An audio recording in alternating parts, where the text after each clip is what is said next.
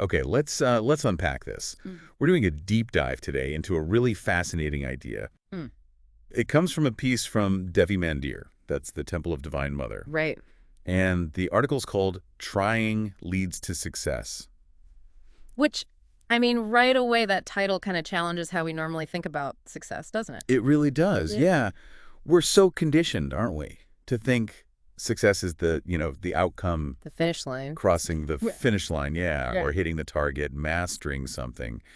But this article, it sort of flips the script. How so? Well, it suggests that the act itself, the trying, Hmm. that's where you actually find success. Okay, so that's our mission then. We're going to really dig into this specific article. We want to pull out its insights about, effort and the internal struggles it talks about Mhm. and what success really means in this, well, this very specific context. Hopefully pull out some useful nuggets you can chew on. And what's really striking, I think, is that surprising angle it takes. Success isn't like waiting at the end. Right. It's something you experience while you're doing it in the middle of the effort. So where does the article start building this idea? It grounds it in a really personal experience. The writer talks about a long asana satana. Okay, let's break that down. Yeah. Asana is postures, right? Yep. Like in yoga. Exactly. Physical postures. And satana means spiritual practice. So a long spiritual practice involving holding postures. For how long? 8 hours, apparently, with their teacher, Swamiji. Wow. 8 hours. Okay. Mhm. And the writer mentions starting off feeling like initial excitement. Yeah, but that personal story immediately sets up the main idea, the crucial realization they had during this, incredibly tough sitting session. What was it? It was exactly this, that all they had to do was try. And that act, just the trying itself, was the success. That equation. Trying equals success. That's powerful because it just feels so counterintuitive, Yeah. in our outcome-focused world. Totally. It's not about holding the pose perfectly or feeling some bliss state necessarily. No, it's the commitment, the sheer commitment to just engage with how hard it is. And the source actually talks about the benefit of this, right? This kind of effort. Oh, yeah, it's quite explicit. It says something like, each time we simply try, our capacity will expand and we will continue to grow and grow all on its own Wow. if we simply try. So this growth, this expansion, it's presented as just happening because you tried. It doesn't depend on hitting some external goal. They even apply it directly to the practice, saying, so if you think you can't do this kind of sadhana, all you have to do is sit down and try. And you will succeed. That's a bold statement. Success just from showing up and trying. And the article links this success, the success you get just from trying, to kripa, grace. Grace. Okay, so it's not just about willpower then. Seems not. It suggests that the act of trying somehow opens a door, lets in something bigger, maybe spiritual help, within their understanding anyway. The article also gets into the internal struggle, though. It wasn't easy. He calls the experience completely exhilarating. Right, exhilarating because it involved overcoming the ego for that period of time. Ah, okay. Yeah. So that brings us to a key point from the piece. Yeah, The ego is the main hurdle here. exactly. The source is super clear on that. The ego's job, in this context, is to try and convince the person that I can't do this and shouldn't be doing this. That inner voice of doubt. Yeah, the writer says the ego was completely freaked out by this practice because this kind of effort, this trying, it's seen as the path to its demise. The ego doesn't want that. So the resistance isn't just like, my leg hurts or I'm bored. No, it's deeper. It's the ego actively fighting the whole process, the transformation. The article mentions expecting some level of pushback. And what kind of pushback? Well, the ego uses all kinds of tricks, according to the writer. It's that voice whispering doubts, finding excuses, just wanting you to quit. So the real fight isn't with your body staying still. It's with that nonstop internal chatter the ego throws at you. Okay, so how did the writer deal with that? This, significant internal resistance. It doesn't sound like they used some complex technique. No, not at all. It was actually incredibly simple. Amidst all the ego's drama, Yeah. the guiding principle was just laser focused. All I knew is that I was not going to move my knees. Not going to move my knees. That's it. That was it. That one simple, really tangible commitment. It was like an anchor against all the mental noise. That really cuts through everything, doesn't it? All the potential stuff about enlightenment or perfect form. It just boils down to one basic thing you can control. Right. And just by holding on to that simple commitment, that pure act of trying, even when the ego was screaming, Hmm. the writer says they felt blissful and calming vibrations. Wow. Yeah, and experienced help, described as their guru's blessings, and found the whole thing in the end pretty amazing. So the outcome of just trying, despite all that resistance, it wasn't just getting through the 8 hours. No, it led to this profound feeling of being unbelievably grateful and blessed just for the experience itself. And crucially, And crucially, yeah, it sparked this strong desire to do it again, to continue to try each day. which really brings it back to the core message, doesn't it? Absolutely. The success wasn't lasting the time, it was the experience of facing that internal resistance. And overcoming it just by trying. Exactly. Which kind of paradoxically led to these positive feelings and the motivation to keep going. The source even hints that doing it again will become easier and more natural. So there's like a cumulative effect Yeah. from this focused trying against the ego's resistance. That seems to be the idea, building capacity through the effort itself. There's another interesting bit too, knowing the time was fixed, those 8 hours. That actually made it easier. Yeah, easier to sort of surrender into it. Yeah. Allow them to go deeper into other things like breath work and chanting. Surrender, but not by giving up. Surrender by accepting the challenge and just committing to the effort inside it. It's a really insightful way, I think, to reframe how effort and outcome relate by focusing only on the effort, the trying. The internal shifts, the progress, like it getting easier, that stuff seems to just follow along. Maybe helped by that idea of grace, yeah. The main block described as internal, it's the ego. And the simple act of trying is positioned as the way to dismantle that specific kind of resistance. Okay, so let's try and pull the main threads together from this Devi Mandar article. The really powerful idea here is that, at least in certain practices like this one, where the ego puts up a big fight, the real success isn't about finally conquering the ego or reaching some perfect state. It's simpler. It's just showing up, making the effort, the pure act of trying. Yeah, and that trying that effort is seen as actually expanding your capacity and maybe inviting in something larger, which they call grace. Right, and that personal story, the long Asama Sadhana, that's the illustration. You Yeah. have the intense internal battle, This simple focus, like not going to move my knees. and then the feelings of gratitude and motivation that come out of it. Now, obviously, this is rooted in a specific spiritual context, but that reframe, it feels powerful even outside of that. Oh, definitely. It's a potent way to think about effort and those internal obstacles we all face and what achievement even means in pretty much any area. So connecting this back to you listening, Yeah. what does this shift in perspective mean? The idea Yeah. that trying is the success. What could that mean for challenges you're facing right now? Could be anything, right? Physical, mental, creative stuff. Well- Even just getting through a tough day at work. Yeah. Think about how often we might hold back from trying something difficult because we're focused on, what if I fail? What if I don't get the outcome I want? Exactly. But this source suggests, well, what if you redefine success? What if success is just making the effort? Suddenly that fear of the outcome, maybe it loses some of its power. So here's the final thought to maybe mull over. If success is really found just in the act of trying, how does that change how you approach the really tough goals you have? The ones on your horizon? And what resistance is your own internal ego or doubt putting up? What's it doing to try and keep you from even starting or from keeping going? And how might just committing to that simple act of trying, moment by moment, how might that start to take apart that resistance? Okay, let's jump right in. We're tackling one of those, really fundamental human questions today. Who or what is the divine? How do we even start thinking about that? Especially with, so many different names, paths, forms out there, it can feel overwhelming. It really can. It's that core question, isn't it? That pull to understand something bigger.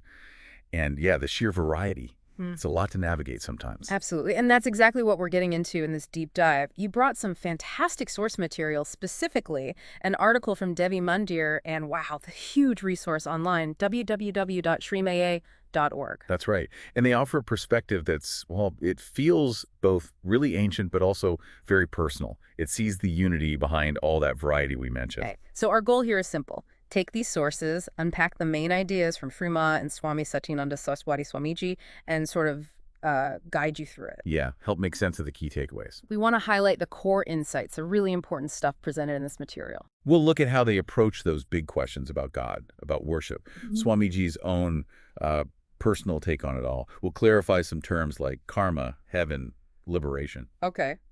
And then, yeah, spend some good time exploring that website because it really is packed with teachings. Sounds good. So first big question the article tackles, the supreme. Is it the Divine Mother, the Divine Father? How do you choose who to worship? Because, many paths focus on one specific form. Right. And the perspective here is actually really beautiful. It kind of dissolves that whole dilemma. The source basically says the Divine Mother and Divine Father. They're inseparable. Inseparable. Yeah, like you can't tell where one stops and the other starts. Fundamentally, they are one. Ah, okay. So choosing isn't really the point from this view because they're a single reality, just maybe expressed differently. So worshiping one is worshiping both. Exactly. That unity is the key. And based on that, the source actually encourages something that might sound a bit surprising. It says, worship them all. Worship all the forms. That seems counterintuitive to some traditions that emphasize focus, right? What's the thinking there? Well, it ties back to the why of worship. It says, the more we worship, the more we consecrate our lives to loving and being one with the highest ideals of perfection. So worship isn't just asking for things. It's about transformation, Yeah. aligning yourself. Precisely. It's an act of becoming closer to those divine qualities. And the source adds something really comforting. Don't worry, be happy. No one will be insulted because we worshiped one divine being and not another. They will all be happy that we worshiped. That's a powerful way to look at it. It's the sincerity, the act itself, that matters most to the divine, not necessarily which name tag you put on it. It validates any real effort. Right. It shifts the focus away from strict rules and more towards the inner feeling, the love, the dedication. All forms become valid ways to express that connection to the one. Every act of worship elevates you. Which actually leads right into another point from the article. Swamiji is asked why they, at the ashram, study and do so many different pujas, rituals, for various divine forms, instead of just focusing on one. And his answer is just, it's so simple, but really profound. Yeah. He says his reason is, the more ways I learn to say, I love you, the more you can understand the sincerity of my words. Wow. More ways to say, I love you. That just lifts it right out of some, academic debate about which deity is supreme, doesn't it? Totally. It makes it about pure personal devotion, expressing that love in every way you possibly can. Exactly. And he's clear this is his choice, his path. He says, that was my choice. I'm not prescribing it for anyone else. It is just what I want to do so long as I have a human body with capacity. Just say, I love you. That's important. He's not saying everyone do this. He's sharing his motivation, how he chooses to use his life, his energy, basically, to keep finding new ways to express that love for the divine. It's really quite inspiring. Dedicating everything to that one goal, expressing love for what he sees as ultimate reality. So the article then shifts a bit to clarify some common spiritual terms. Karma, heaven, enlightenment, liberation. What's the take here, especially from Swamiji's experience? Okay, so he talks about going to heaven as, well, his words are certainly exceptional, fantastic. It defies the description. So clearly an amazing, blissful state or place. Exceptional. Hard to describe. So that's heaven, maybe reached through good karma, good actions. What about enlightenment or liberation? How are they different? This is a really key distinction he makes. Again, he says it's from his own experience. Getting enlightened, attaining liberation, means living there. Okay, that clicks. So heaven isn't just like a vacation spot you earn. It's the ultimate reality, the home base, maybe. Seems like it, yeah. And enlightenment, liberation. That's the state of being there all the time, living in that perfection, that bliss. That's it, exactly. Like you're not just visiting the mountaintop. You've built your house there. It's your permanent reality, a fundamental shift in your being, not just a temporary trip. Got it. Okay, so this whole understanding the divine, worship, the goal, it's all part of a much larger system of teachings. And the sources point us to where we can find more. www.shreemaa.org. You said it's a huge resource. Oh, it absolutely seems to be. Just looking at the structure outlined in the source material, it looks like they've set it up to help people dive in wherever they're starting from. We should probably walk through the kinds of things available there, based on the menu items listed. Yeah, let's do that. So first, just understanding the source itself. There's an About section. Yep. Seems pretty thorough. You can meet Shree Maa, meet Swami Satyananda Saraswati, learn about their lineage. The gurus of our lineage, like Shiva, Ramakrishna, Adi Shankaracharya, are mentioned as examples. It explains their mission and goals, who we are, talks about our pujas, media appearances, testimonials, Right. all the background info. And a What's New section, too. It grounds you. Okay. And then, connecting back to that idea of worshiping many forms, there's a practical section called Ways to Worship. Right. This looks like where you find specific guidance for connecting with different divine aspects. It's broken down into goddesses, listing examples like Durga, Kali, Lakshmi, Saraswati, and gods like Ganesh, Hanuman, Shiva, Vishnu. It gives practices for them. The source even included a direct link for the gods section, https://shreemaa.org, ways to worship pages gods. Useful. And beyond specific deities, there's a section just called Practices. Yeah, more general tools for the path. This includes free classes, which sounds significant, resources on mantras, the philosophy behind it all, and stuff on yoga, the practical how-to. And then there's this whole area called Spiritual Life. That sounds like applying it all. Exactly. This seems to be where the teachings meet everyday living. It covers things you might not expect, like astrology, cooking, how to bring spiritual principles into the kitchen, loads of FAQs and video excerpts on everything from deities to general philosophy, scriptures, worship. Also poetry, detailed presentations on things like the Cosmic Puja or Tattva Jnana, knowing reality resources for learning Sanskrit. Interesting things like spiritual business, stories and articles, travel, even wisdom on relationships. It really shows how spirituality can touch everything. That's what makes it feel so grounded, doesn't it? It's not just theory. Spiritual business, wisdom on relationships. That's applying these big ideas to real life. Absolutely. And back in that practices section, those free classes seem like a major resource for structured learning. Right. The source mentioned you can find the current class, watch video excerpts, and access full video classes that are sorted by level, introductory, intermediate, advanced. Which is great, right? Yeah. Makes it approachable. And these classes cover major texts and practices. The Bhagavad Gita is listed, the Chandi Path, which is huge for the Divine Mother, various pujas like for Durga and Shiva, the Guru Gita. It shows a real depth in covering classic scriptures. They also have audio formats, podcast commentaries, and podcast chanting. Super handy. Also sorted by level and topic. So you can listen to talks on the Gita, the Chandi Path, practices like Bhutashuddhi, element purification, and specific mantras like the Durga mantra or the Mahamrityunjaya mantra.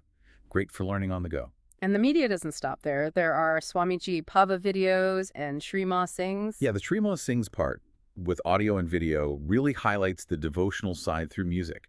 It mentions individual songs and albums, things like I Love You All, the Ganga Stotram, Om Namah Shivaya, shows that expression of love through sound. And under mantras, they specifically call out important ones like the 32 names of Durga, 108 names of Durga, the Ramakrishna mantra. Powerful tools. And for people looking for core text, the source points out some key free downloads, things like the Sundarkanda from the Ramayana, the Gayatri Chalisa, Mahakali Chalisa, and this Samasti Chandi Tantra Bijamantratmaka. Offering these freely is, well, that's pretty amazing. It really is. Speaks volumes about wanting to share the knowledge. The source also quickly notes other standard site sections. Our store, sponsor or donate, a daily calendar, probably for events, and contact us. Oh, and one more specific link was mentioned. https://shreemaa.org, divine-mother-divyatharvashirsham, pointing to texts about the Divine Mother. So when you step back and look at everything listed, the philosophy, the practices, scriptures, life advice, media, downloads, it's undeniable. www.shreemaa.org is presented as this incredibly rich, vast resource, covering theory, practice, deep study, all just available. Which brings us to, okay, how does someone actually engage more directly? Beyond just reading or listening, the source talks about connection points, right? Yes, definitely. The big one mentioned is the online satsanga with Shree Maa and Swamiji themselves. You can actually join these classes online every day. Every day. Wow, that's a serious commitment to teaching and community. It seems so. And the source gives the times, 7:30 a.m. Pacific and 8 p.m. Pacific. It also says there are links on the site to join live or stream ones you missed. So it's accessible. That's a powerful way to connect directly. That really is key, making it accessible like that. And besides the live classes, the source implies there are other ways to stay in the loop or ask questions through the site. Yeah, it just reminds folks about the free classes archives we talked about, the Contact Us page for questions, and an option to join our newsletter for updates. All standard ways to stay connected, found right there on the website. Okay, so let's sort of recap this deep dive. We started with those huge questions about the divine. We looked at this perspective from Devi Mandir on the website, framing Divine Mother and Father as one, inviting worship of all forms as love. Right. And we heard Swamiji's really personal take, seeing diverse practices as just finding more ways to say, I love you. We also clarified that difference between Heaven, the Amazing Home Base, and Liberation, which is actually living there permanently. And then we toured, based on the source info, the sheer abundance of knowledge offered freely on www.shreemaa.org. Philosophy, practice, scripture, life integration, media. Just a massive library. Yeah, this has really been about giving you, the listener, a sense of the core ideas from these sources and showing you the incredible range of resources out there if you want to go deeper yourself. Provides a starting point, some pathways forward, grounding it all in teachings you can actually access. So maybe a final thought to leave you with. Circling back to Swamiji, that idea of choosing to spend his life finding every way possible to say, I love you to the divine. What if you took that same core intention into your life? Yeah, what if your work, your studies, your relationships? What if you saw every effort, every interaction as a chance to express love or devotion towards whatever you see as that ultimate reality? It kind of transforms things, doesn't it? Effort becomes offering. The journey isn't just about gaining stuff or reaching goals, but maybe it's an ongoing act of love. A different lens entirely. So if any of that sparks something in you, we'd really encourage you to check out www.shreemaa.org for yourself. Explore the resources we talked about, see what resonates, and maybe find your own ways to say, I love you.